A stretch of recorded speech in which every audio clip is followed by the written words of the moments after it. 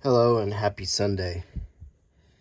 So today I thought I would do a video about what World War II soldiers would want to read when they weren't fighting or traveling or, on the move, training and all the things that they did. When they had downtime, what did they want to read? So I thought I would assemble sort of a collection of artifacts. All of these are original items, so and I think these are all very interesting. So let's start. So obviously the first thing that soldiers would have wanted to read would be letters from their loved ones. I really, in particular, like this envelope because, as you can see, the postage is done in the V configuration. And that was a way of showing that back home, their loved ones were all in. This is Mrs. George Merman, and she's writing a letter to William Stinger, and she's all in with the V for victory on the stamps. This is my grandparents' generation, so I can attest to this mindset. And my grandma wrote not just letters to my grandpa, but even to his friends. And I mean, they did everything they could to keep morale up. And they would even write letters to random soldiers who didn't get mail. Like if my grandpa said, so-and-so doesn't get any mail, can you write him a letter? Just to tell him that people back home are thinking about him. Here's another one. Work for victory. You see, the envelopes you could buy were all in on the, whether you were fighting overseas or on the home front. There's the famous Win the War stamp that turns up on a lot. And on the cancellation, you can see buy war bonds. This was a time when everyone was fighting hard. All out for victory. Captain Colin Kelly, that these dead shall not have died in vain. A quote by Abraham Lincoln. Another victory stamp. And 1945. Now here's a postcard that was sent from Germany. So the German soldiers as well would have wanted to read their mail. Now, unfortunately, this was written 2 years before the war started. It's very hard to get examples of Axis mail, but this is a postcard sent. And but this is the stamp, and then I just wanted to kind of put this out there to show you that we're talking about all the armies in this video. The next thing that soldiers from all the armies would have read would be holy books. And now this is a New Testament, and I'm very aware that many people had different religions. But I'm just going to use this as the example for this video. Now, this particular New Testament is special because, as you can see, this was put out by the army. Here's the name of the chaplain that distributed this New Testament. And there's a little note here. It says, from the White House, to the members of the army, as Commander-in-Chief, I take pleasure in commending the reading of the Bible to all who serve in the armed forces of the United States. Throughout the centuries, men of many faiths and diverse origins have found in the sacred book words of wisdom, counsel, and inspiration. It is a fountain of strength, and now, as always, an aid in attaining the highest aspirations of the human soul.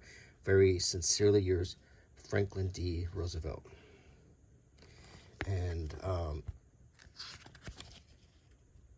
you could have it inscribed here, and then as you flip through it, it's a straightforward New Testament, made in a much more sturdy way with this hardcover.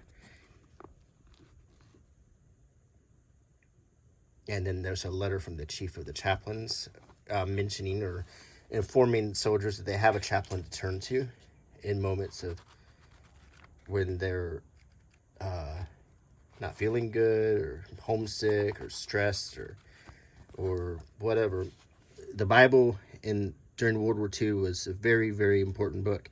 Now, when I joined the military in the mid-90s, I was handed a Bible. It wasn't directly from the military. It was green. But it was, I think maybe the Gideons gave it out, but we were allowed to keep that. And the only two things we were allowed to have in our personal drawer would be a Bible, and then the only other thing we could read was our boot camp basic handbook. So I did read the Bible quite a bit when I was in boot camp. So the next thing that soldiers would read when they could get their hands on it, let's see, would be a newspaper like the Stars and Stripes. And I actually had never seen a Stars and Stripes until I deployed for the first time, and I guess it's only available overseas. They didn't have it stateside. And when I read the Stars and Stripes, I was in Europe, and we read about Columbine, and I thought that was really sad to read that what was happening at home. But this is the Stars and Stripes from 1943, and here we have the King of England reviewing troops. These are American troops. Somewhere in North Africa, His Majesty King George VI reviews American troops with Lieutenant General Mark Clark commanding the Fifth Army. And there's General Clark, the King of England, and there's some soldiers. This was, of course, Great Britain was our strongest ally in World War II. Italy's belly exposed by fall of 4 islands. Allied bombers head for inner forts after successes. So Italy was on the path to Germany. Our boy Private Jack meets King of England. There's a little encounter with the King of England from a soldier. Minehead Lewis faces toughest choice of life, can accept ruling set by a war board. As you can see so far, all the stories are war related. Nazi gave Japanese Pearl Harbor dope. King suggests grog, sailors guzzle pop. Boys of Fifth Army ready for big push. Now this is very delicate, so let's very carefully turn some pages. And so Yank equipment plays large role in Red's effort. So we're talking about the Red, this is Soviet Union, who were allies during World War II. They drank a toast with milk at a Washington luncheon. Dempsey casts off spouse while Chaplin gets new one. They're talking about Jack Dempsey, the boxer, and Charlie Chaplin, the actor. So this is some Hollywood news. News from home. Gals balk at pants. 57 office girls at the Ford Motor Company's Highland Park plant decided that slacks were not flattering to the female form and proceeded to wear dresses to work, despite a company rule requiring trousers for female employees. Women guards hired. Graduate new officers. War profits return. Books on the way over. 35 million specially printed pocket-sized books will be shipped to American forces overseas during the coming year. The Army will get 80% of the total. 50 titles will be selected monthly from the popular favorites for publication to be printed on a special format called the Armed Service Editions. Both fiction and nonfiction will be included in the selection. And in this video, if you hang around, I have 2 of these Armed Service Edition books to show you. So we got more news. Washington notes. Opinions on the coal strike.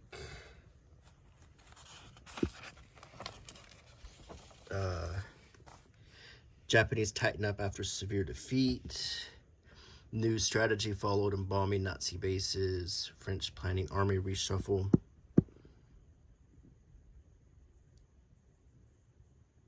There's a picture of Churchill.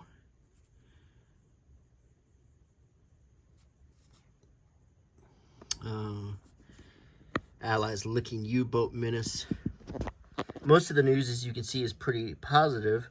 Russian war goes into 3rd year because this was a declared war and America was all in. So almost everything you would see would be positive and almost just nothing critical. When I was in the military, that wasn't the case. The Stars and Stripes actually wrote critical things, and I thought that was surprising. We were fighting a war, and but here everything depicted here is going to show the military in the most flattering light. Here's a mail call. This is letters, and some of these are just funny. As you will see, a lot of these letters are not very sad or not talk. There may be some quotes about the fallen, but for the most part, they tried to keep this as inspirational.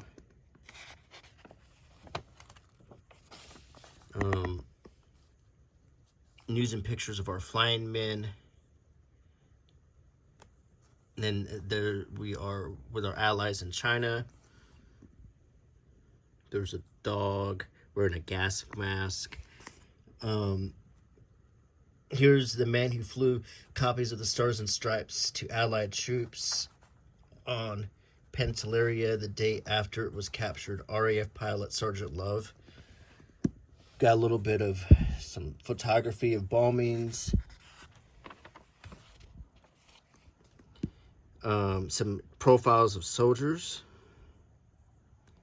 There's some cheesecake art. They would put pretty girls in there for pinups. The guys might clip this out of the paper and put it, in their Foot Locker if they had one. Or there's some stuff about our allies in France. We got some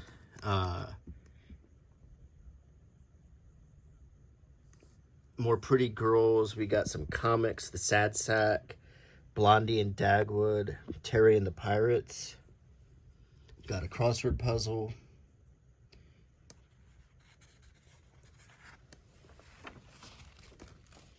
Some movie stuff.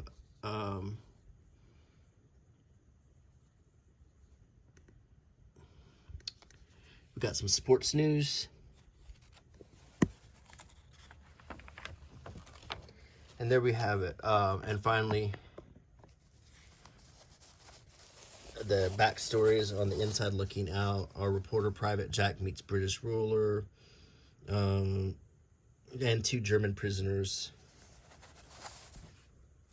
Try to straighten this out a little bit.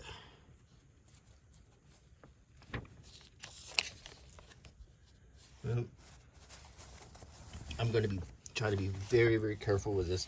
It's so old and delicate. So that was Stars and Stripes. Next thing would be magazines, and there was 2 I want to show you. This is Yank magazine. This is targeted for the Army, and on the cover we see a U.S. soldier dancing with a pretty Russian soldier. She is this was obviously, to show that our allies in the Soviet Union were on friendly terms with us, and so that's just an interesting picture. This went to Corporal E.E. Winter, New Orleans. This is dated 1945, so it's this is virtually the end of the war, and the Russians and the Americans intersected in Berlin, and they're having dances and getting to know each other, and it's sad that things didn't turn out so well after that. But very much not like the newspaper, but this is going to have more planned stories in it about the war. This particular one is when the war was winding down. So we're going to have a lot of stories. Here's something about fraternization. It means different things to different GIs, but whatever it means, the edict banning it didn't work in occupied Germany. And it's showing that quite a lot of American soldiers were falling in love with pretty German girls after the end of the war in Europe. So, and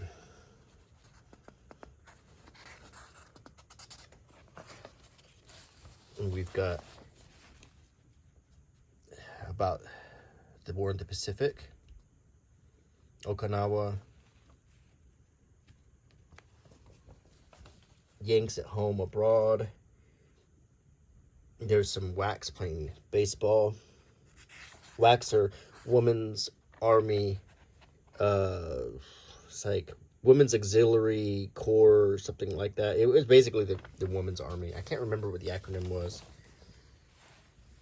This is a picture of Manhattan. If you got this overseas, you might get homesick looking at this. Broadway from the Times Tower building in the summer of 45. And it's just a beautiful photo of back home. And you would be very homesick to see these pictures of New York.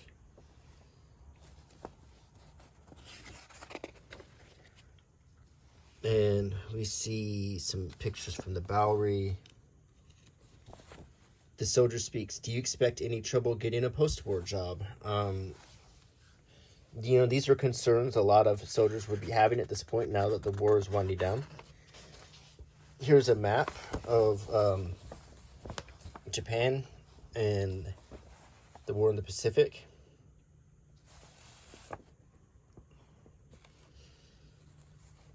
Just a fold-out map.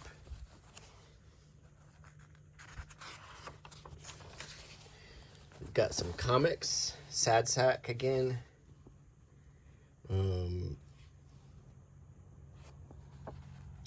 This is the PX section. It's got a little funny stuff, and it's got some cheesecake, pin-up art.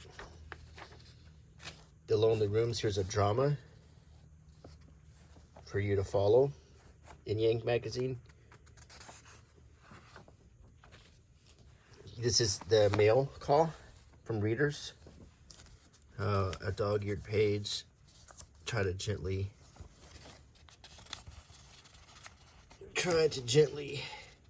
flatten that out.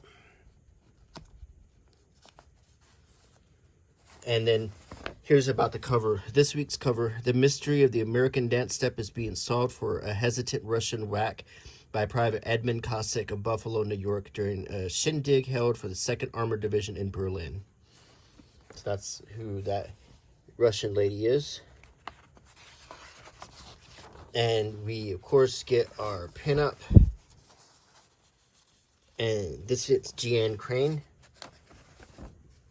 the Yank pinup, and a nice pretty picture of her.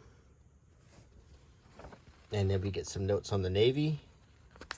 But this magazine was targeted to the Army. We get some stuff about Bastille Day in France. Some really good photography. And look at that Hank Bowery baseball roundup.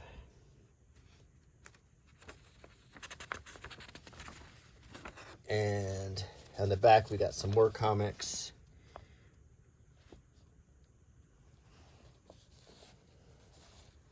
And a subscription offer. So that there is Yank magazine.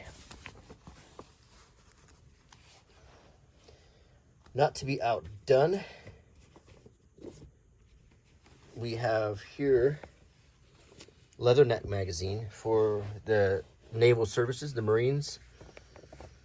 Kind of a funny cover picture here showing a Marine lighting firecrackers under his helmet.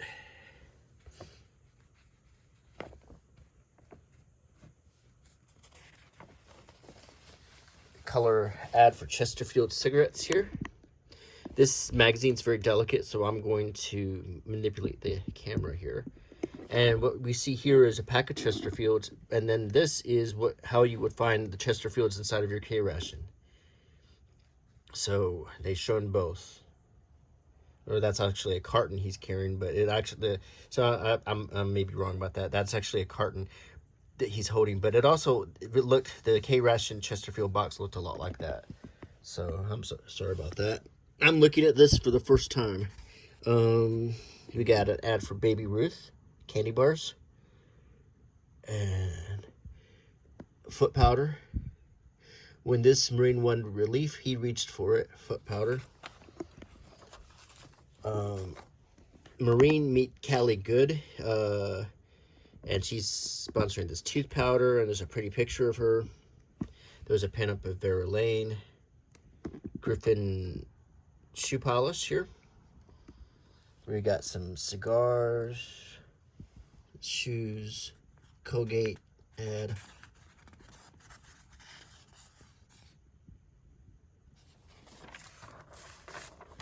Some comics.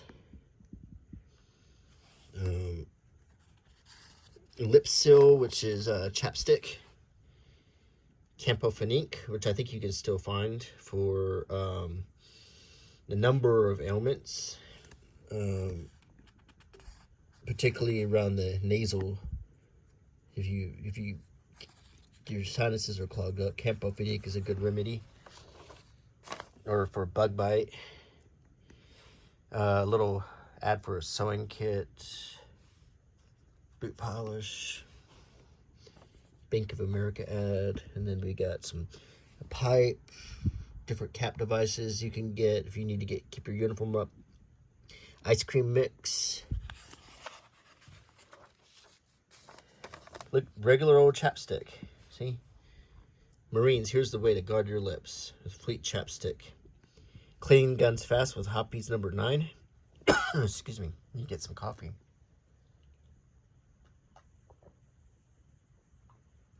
That's why I keep the coffee out. Because sometimes when I talk about this stuff, I'll get a tickle in my throat. Lifebuoy soap. Dr. Scholl's.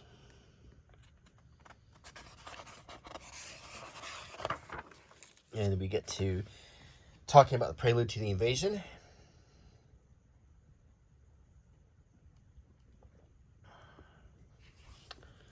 Anticipation of the morrow governs life on a troop transport on the eve of D-Day. But this is not D-Day in Europe. This is D-Day in the Pacific. This is a Pontiac General Motors ad honoring the different naval services. Or actually, they got the Army, the Navy, the Corps, the Army Air Corps, Merchant Marines, Coast Guard, WWII, Navy Aviation, WAVES, which is Women's Auxiliary. Well, it's the naval thing. I forget the acronyms. SPAR for the Coast Guard, ladies in the Coast Guard, women nurses, and women Marines like P. Arthur. She was actually a Marine. If you watch the Golden Girls.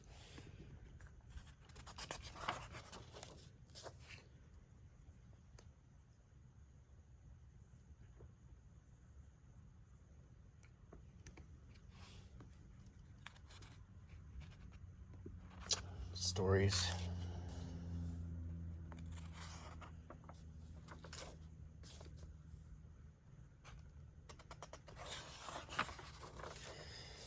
Milk Rum Tamunda, an SBD. My grandfather flew on those. And there's a picture of an SBD.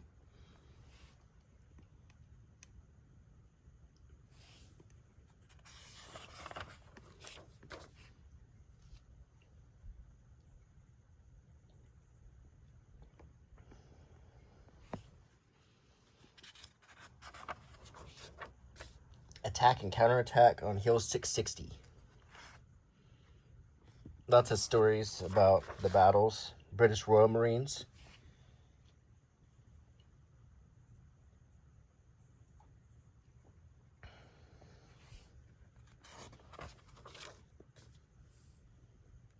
And how the British Royal Marine training went to compare to the American Marines.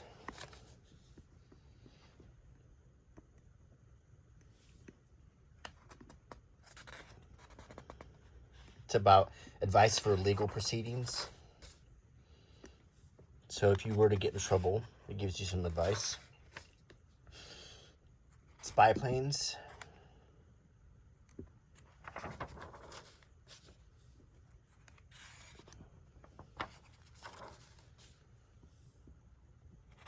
Death at close quarters. It's talking about hand-to-hand combat, sword combat, bayonet combat. A lot of Marines experience this. My grandfather was a Marine in the Pacific. Old gold cigarettes, fresh as morning dew.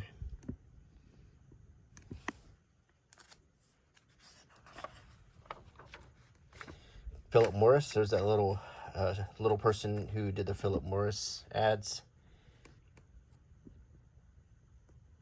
Greyhound. And here's the pinup, just like Yank. These magazines will always have a pinup. Tommy Dorsey. Marines dubbed him Mr. Thomas. And talks about the popular music at this time. Here's an ad for Prince Albert on the left and Budweiser on the right.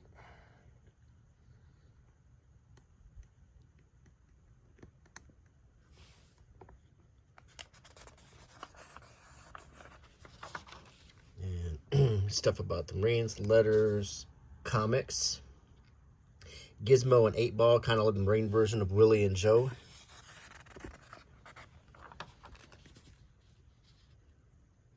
Some profiles of Marines here.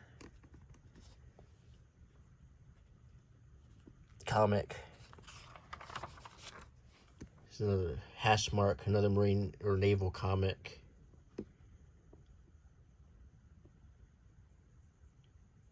Powerhouse Candy Bar. Colgate ad. An ad for Ballantine beer. Raleigh cigarettes was kind of a pinup.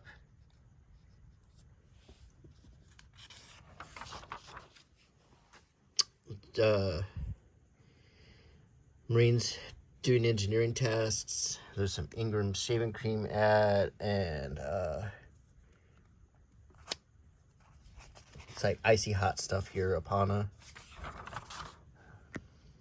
Vitalis hair tonic.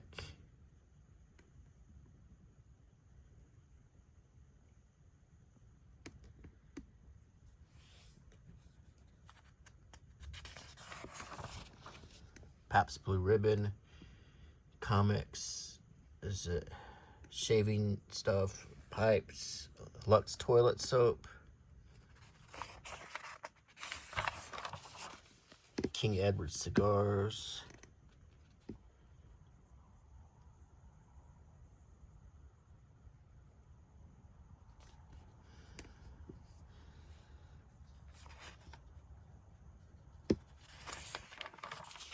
Swan floating soap, kind of like Ivory. Swan was 4 Swell soaps in one, and Honest Sir, a barrel of fun.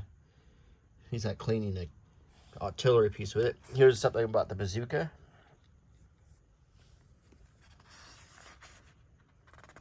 Men of the Corps, some more profiles of Marines. Tootsie Rolls, handsome, they're terrific like you. Uncle Carl, Wilson Sporting Equipment. If you're behind lines and you're bored, nothing like a baseball and a glove with your friend. Amphibious art. This is artwork done by Marines. Really interesting stuff in this magazine here. The Pogie Bait Marine. Pogie Bait is a term in the military that means someone who's well, Pogie Bait, a Pogue is somebody who works like in an office or something, who doesn't ever go out into the field. And Pogie Bait is what we called like candy and cupcakes and stuff. The stuff you weren't supposed to eat, you know, hardly ever got to eat. So that was called Pogie Bait.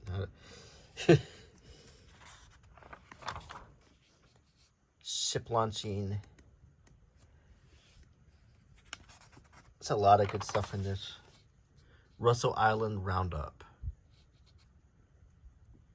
New type ink prevents pin breakdowns.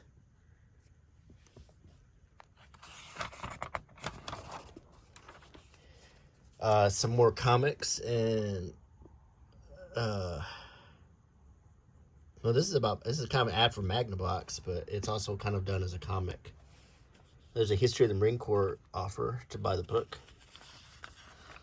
Or you can buy a book called Do or Die. Very Marine title for a book. My dad is a Marine. Most of my family are Marines. I went to the Air Force, but I know a lot of Marines. And a Coca-Cola ad. And finally on the back we get an ad for Camel cigarettes with Virginia Donnelly speaking and really pretty picture of her in color. So, and it says Women in the War. And I'm going to set this Leatherneck here. When I'm done, I'm going to have to preserve these really well. Next, I'm going to show you books. So,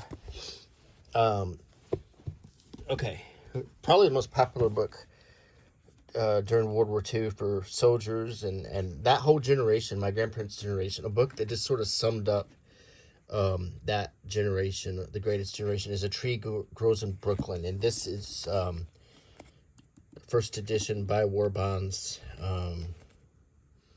There's a little appeal in the back from Betty Smith, the author. She lives on a police widow's pension in a little house in Brooklyn in the section where Williamsburg starts to be Greenpoint. The front room, used only on rare and important occasions, is her pride and joy. And how's your front room? I asked the last time I saw her. Wonderful it is. Only 'tain't the front room now. 'Tis the war bond room. It's this way, see? I think about this Hitler, what he's doing to people over there, especially us Catholics. I want to buy war bonds to help lick him, but I can't do it on account of no money, see? Then that there factory up the street opens up. There's no place for some girl workers to stay. Rooms is scarce, see? So what do I turn around and do but rent out my front room to 2 girls for $18.75 a month? I feel I'm helping our war by fixing a living place for 2 war workers. The girls is happy knowing their rent money buys a bond a month. And that grandson of mine is getting helped through college 10 years from now, see? These here bonds is the best college insurance there is. Am I right? You bet she was right. And I told her so too. Betty Smith. So this is was very popular, probably because it made soldiers think about home. It was about a girl growing up in Brooklyn around the time of World War I and her family, and how the tree is sort of a metaphor for her. And her and her sibling, she has a brother, and she has a mom who gets remarried and to a nice police officer, and it's a pretty good story. But it's all about hard work and surviving and doing the right thing, and all of these values that my grandparents had and instilled in me, and this is why they called it the Greatest Generation. This was like the Bible for the Greatest Generation right here. This book, if you want to understand the Greatest Generation, this is the book you need to read. Pure and simple. And, but if you were a soldier, you probably wouldn't have a copy like that because your books came like this. This is the Armed Service Edition books. We saw an ad about in the Stars and Stripes. I have 2 of these. This is by Deems Taylor. If you ever seen Fantasia, he was the guy who introduced the movie. He also was on some radio shows that I like to listen to, like the Craft program. So I was really excited to get a book about music by Deems Taylor. So what made these books special? They were put out by the Army, and they were handed to soldiers for free, but they remained property of the Army. And technically the soldiers were supposed to read it and then give it back so another soldier could read it. That's what it says in the front here, at least. They used less paste, half as much paste on the spine here. So they were easier to make, and they were small, so they could fit in, just slightly larger than this Bible. So they could easily fit in a soldier's pocket, and it's the whole complete book, not a digest.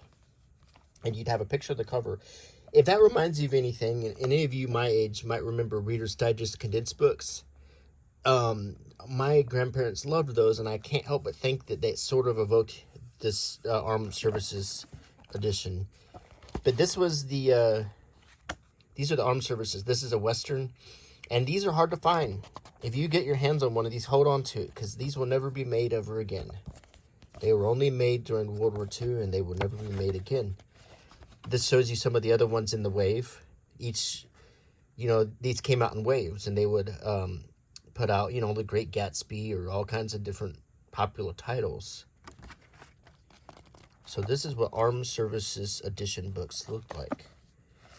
Another thing that soldiers would read was a book like this. This is called A Soldier's Reader. And this was a digest put together to send to soldiers of all kinds of wonderful literature with an idea of inspiring them. And it talks about how important books were. This is what it looks like on the front, and how wonderful having all this to read was. So this was all kinds of things. There's a couple whole books in here, like War of the Worlds is in here. And then you have poetry. You have books and long stories. You have the War of the Worlds is in here. Beneath the Walls of Carthage. Man Without a Country. The Man Who Killed Goliath. Then you got Secret Life of Walter Mitty. There's a Jack London book. You've got general features, shorter things to read. Then you've got poetry. So some short poems to read. So it was just a combination of lots of different things to send to the soldiers. So they'd have something like, something to read, whether they were in the mood to read something long or something short. And here it was. There's War of the Worlds. The whole book is in here. So this is a soldier's reader. This was made for soldiers, to be sent to soldiers, to give them something to read. Now I'm going to sort of shift gears. We've talked a lot about the U.S. soldiers. Now let's talk about the other side. We did look at a postcard, but here's a magazine, and these are very hard to find. Here's a magazine for German soldiers during World War II. Illustrated, the Berlin Illustrated, I think that's news. There's a picture of a Tiger tank. It says the Tiger. This was 20 pfennigs or 20 cents. This is 1943. So this is actually what the German soldiers were reading. And I think this might be maybe a tribute to losses at sea, or maybe, that's World War I and World War II. Or maybe how much they've taken.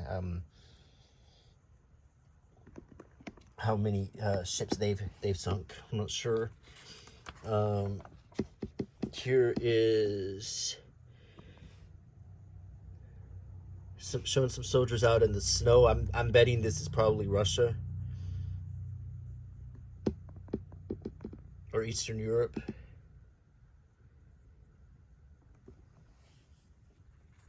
See the font? And there's articles. That might be fiction. If you speak German and can translate any of this, please do leave a comment. I think it's very interesting to see this. Here's some ads. Pencils. It's like photography, maybe.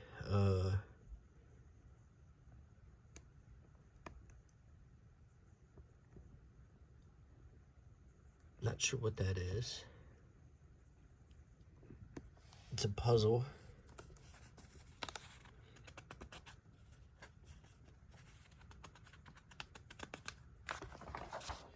We got some stuff about cave drawings, just an interesting article. And if you've taken art history, you'd probably recognize some of these, like the hand, where they blew paint around their hands and stuff. I think these might be the ones in France. Here is pinup, a little bit more explicit than the American. She's topless, and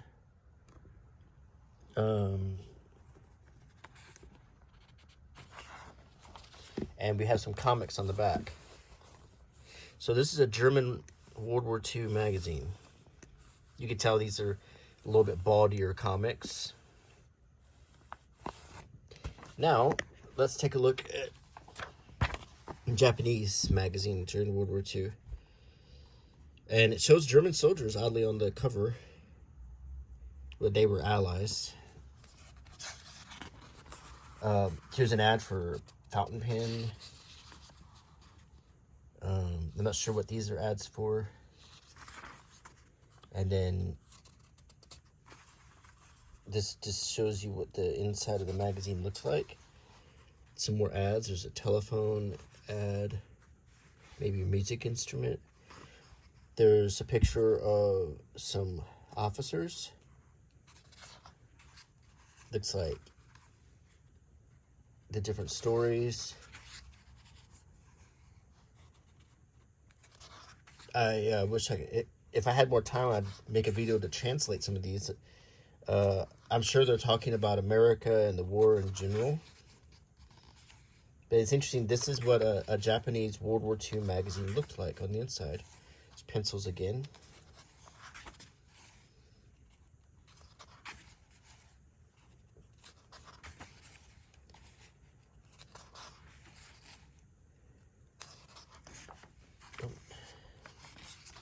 Gotta be careful, we got a little...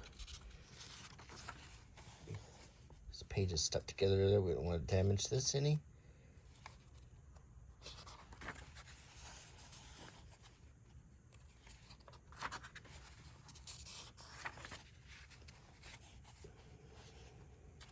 See some fighting planes there. These do look like ads here.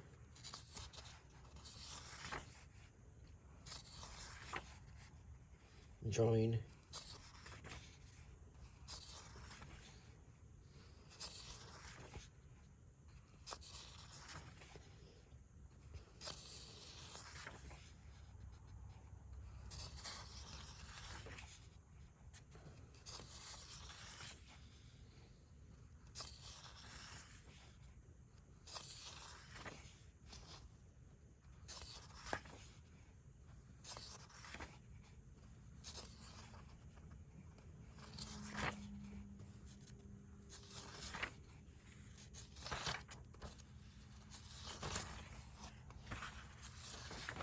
And we get back to the back of the magazine. There's you see some Japanese zeros on that ad right there. Some maps.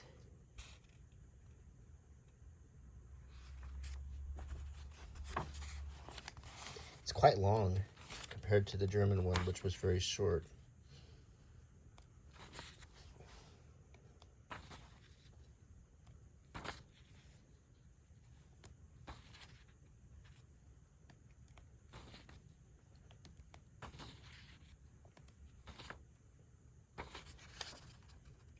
Chicken, that might be a Zodiac thing.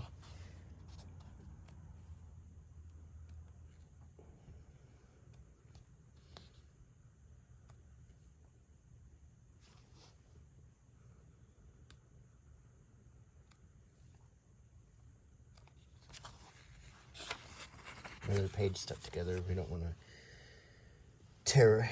This is very hard to find, very rare. This is the Empire of Japan in the 1940s. And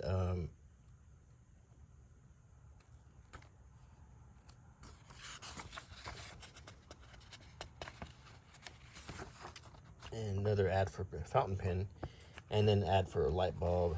That almost looks like GE. So this is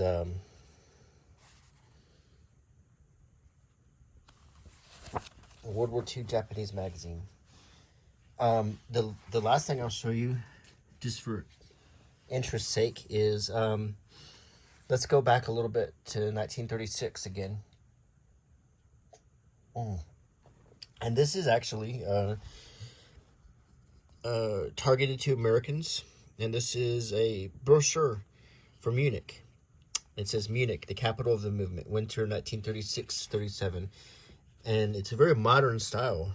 You could look at this and almost think this was just recently made.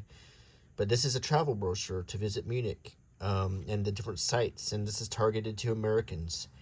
It says, visit Munich in summer 1937. Gay entertainment, exhibitions, important congresses, sport, high-class festivals, and all 400 displays offering a genuine Munich summer. hospitality adds to the charm of your sojourn, full of merriment, of artistic and sporting attractions. Inauguration of the House of German Art. International meetings at the racecourse of Rheims, including the contest for the Brown Ribbon of Germany, 15 July. Night of the Amazons in the park of the Palace of Nymphenburg, and the famous races of Therasinwis. Kindly apply for information. It gives you the address, and even has a mailing address in Chicago, Michigan Avenue. And then we see some, when we open it up, Munich, coveted goal of the world traveler. A conception which obliges. Munich is unique, and with her wealth of treasures of art, culture, and history, merely claims to be and to remain Munich, the city of the joy and source of life. Inseparably connected with the Bavarian Alps, city and village, people and country, art and culture identify themselves with the land and constitute a unity and community in which high and lowland harmoniously combined. Munich captivates through its artistic and cultural life and being, which always was and always will be dominated from the interplay of its environs, its history, and its population. For this reason, Munich was also destined to become the cradle of National Socialism. In accordance with the Führer's desire, the new monumental structures, in conformity with the historic tradition of the past, shall determine the architectural feature of the capital of the movement, which will be valid for all time. Everybody is most cordially invited to visit Munich and the Bavarian Alps. Genuine hospitality will add to make the sojourn to an everlasting experience for the lover of restfulness, of art and culture, nature and entertainment. Munich has so much to offer that each visit is a new experience. And then some pictures from Munich in 1937. You see the guards.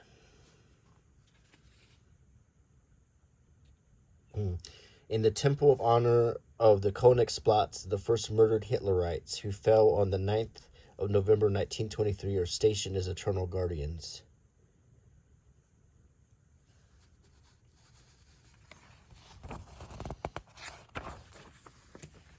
So this was, if you look at this artwork and photography, you'll see what, prior to the war starting, this was a travel brochure to visit Nazi Germany. It's very interesting to see something like this. And ironic. There's a map in the end. Some more photographs. Botanical garden. So I just thought that would be an interesting thing to end the video with. So I hope you enjoyed this look into the past, where we talked about the different things that soldiers would have read and during World War II. And I hope you got something out of this video. So if you like my channel, please subscribe, leave me a comment, click the bell icon, and leave me a thumbs up. All of those things help me very much to keep my channel going and without mid-run ads and all the things, so you can have an uninterrupted experience when you watch my videos. So until next time, bye.